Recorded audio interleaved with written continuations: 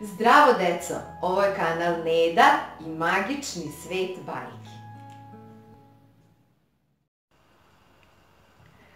Zdravo deco, ja se zovem Neda, a danas vam pričam bajku Zlatokosa. Nekada davno, daleko u jednoj divnoj zemlji desilo se nešto čudno. Zrak sunca se spustio na zemlju i pretvorio se u čarobni cvet. Njegova lekovita moć pobeđivala je svaku bolest i darivala je mladost. Samo je majka Getel znala za ovo i čuvala je kao svoju tajnu, da niko ne sazna i da samo ona ostane večno mlada. Međutim, jednog dana se desilo nešto strašno. Razbolela se kraljica, kralj i njeni podanici su pokušali da joj pomognu, ali bezuspešno. Ali onda, jedan od stražara je uspeo da nađe čarobni cvet. Majka Getel je bila užasnuta dok je gledala kako ovaj čovek čupa iz korena njeno najdragocenije blago, odnevši ga u palatu. Napravili su napitak od ovog cveta. Kraljica je popila jedan, drugi, treći gutljaj i već se osjećala bolje. Ubrzo je ostala trudna i rodila je predivnu devojčicu. Njihovoj princezi su priredili veliko slavlje i u čast njenog rođenja su pustili 1000 svetlećih lampiona da obasjaju čitavo kraljevstvo, da svi saznaju da su oni dobili ćerku. Ko je bio besan zbog ovoga? Pa naravno majka Getel. U želji za osvetom ušunjala se u zamak, uzela je bebu, nežno joj pevušeći. Istog momenta ona oseti snagu neobične čarolije koja se krila u detetovoj kosi. Uzalud je kraljevska straža pokušavala da nađe bebu, ali kralj i kraljica nisu gubili nadu da će se njihova ćerka jednog dana vratiti.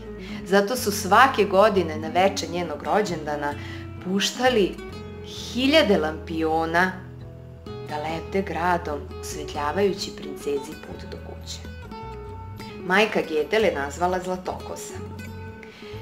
Sirota princeza je živela daleko od sveta, nikoga nije poznavala, samo majku Getel, koja joj je stalno govorila da je napolju vrebaju razne opasnosti, da su ljudi zli, da ne sme nipošto da izlazi iz kule. A kula je bila vrlo neobična, visoka, bez vrata i bez stepenica. Tako da kada bi želela majka Getel da vidi Zlatokosu, ona bi stala ispred kule i viknula: "Zlatokosa, Zlatokosa, pusti mi svoju zlatnu kosu." I onda bi devojka svoju dugačku kosu pustila niz prozor, popela bi se majka Getel i isto tako isišla. I tako bi bilo svaki put. Devojka bi joj stalno pričala o tome kako bi volela da upozna spoljašnji svet i da vidi izbliza te predivne lampione koji se pojavljuju svako veče na njen rođendan. A majka Getel bi samo odmahnula rukom i rekla: "Ma ti si najsigurnija ovde. Nemoj uopšte da razmišljaš o spoljnom svetu. Tamo ima puno razbojnika, tamo ima puno zmija, puno živog peska." Izmišljala je. Međutim, jednog dana šumom je jahao kraljević. Jedan mladi momak koji je tuda prolazio i čuo neku predivnu pesmu.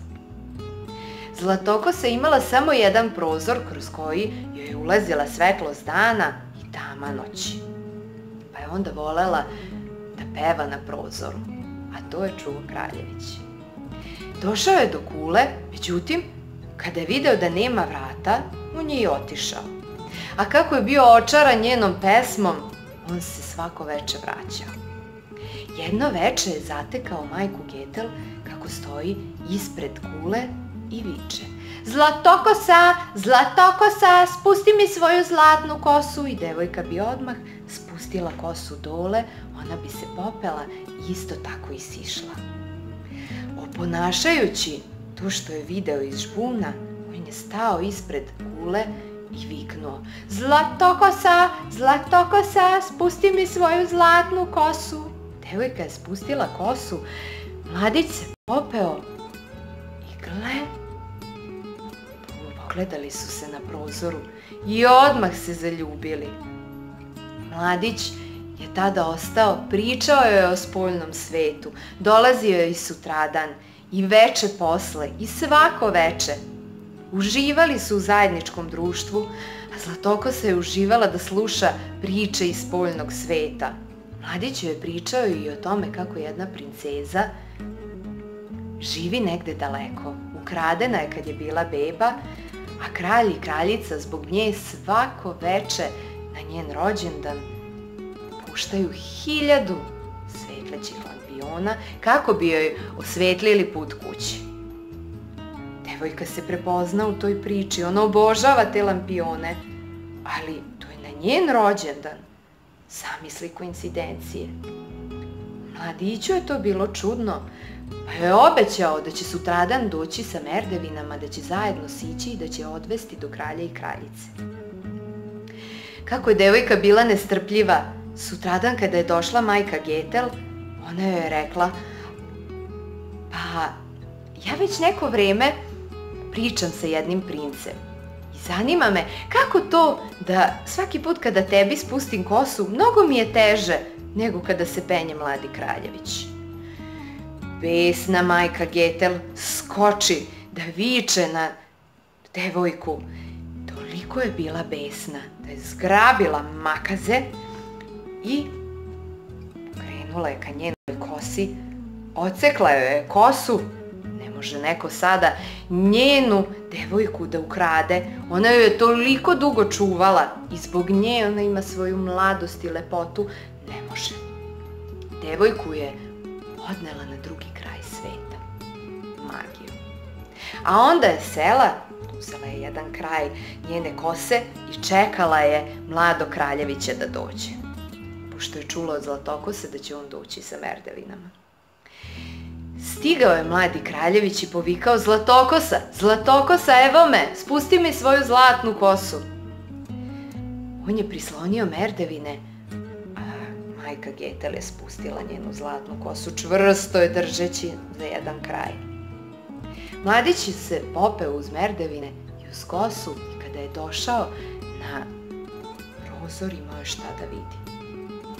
Jedno tužno lice i 2 grabljiva oka majke Getel. Rugala se njemu: "Nema Zlatokose, nema Zlatokose. Ona je sada na drugom kraju sveta. A tebe više neće biti." Nasrnu na jadnog mladića i gurnu merdevine. Baci čaroliju na njega. Kako je pao u trnje i od čarolije ostao je slep. Očajan i nesrećan mladić seo je na svog konja i krenuo u potragu. Tražio je Zlatokosu svuda u nadi da će čuti njen glas kad već ne može da je vidi. Tako je dugo tragao dok nije stigao do jedne pustinje.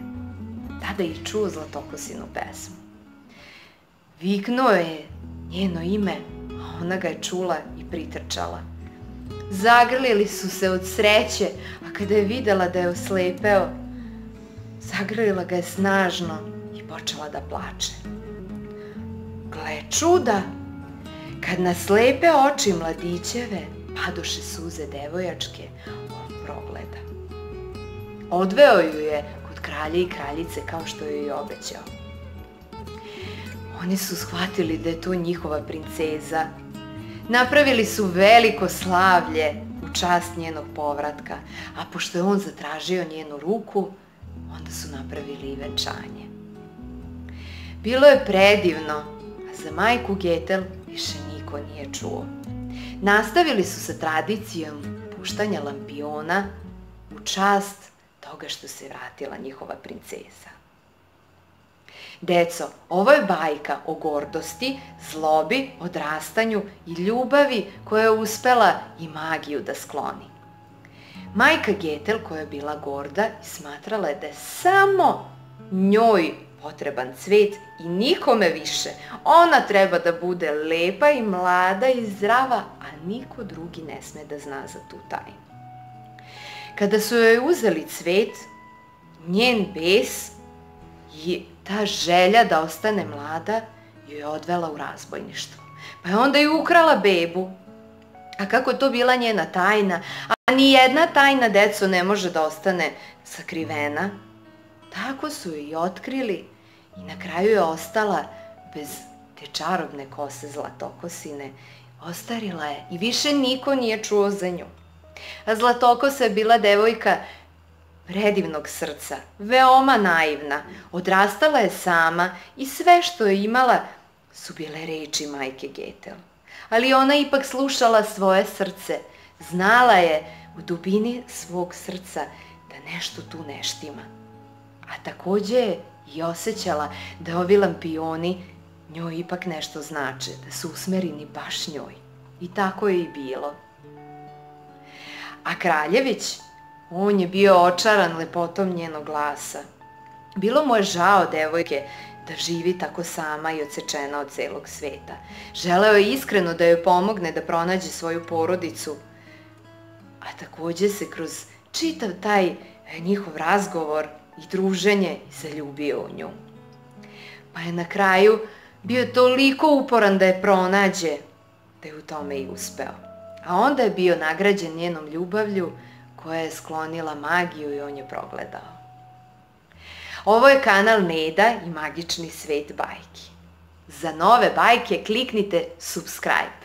Ćao!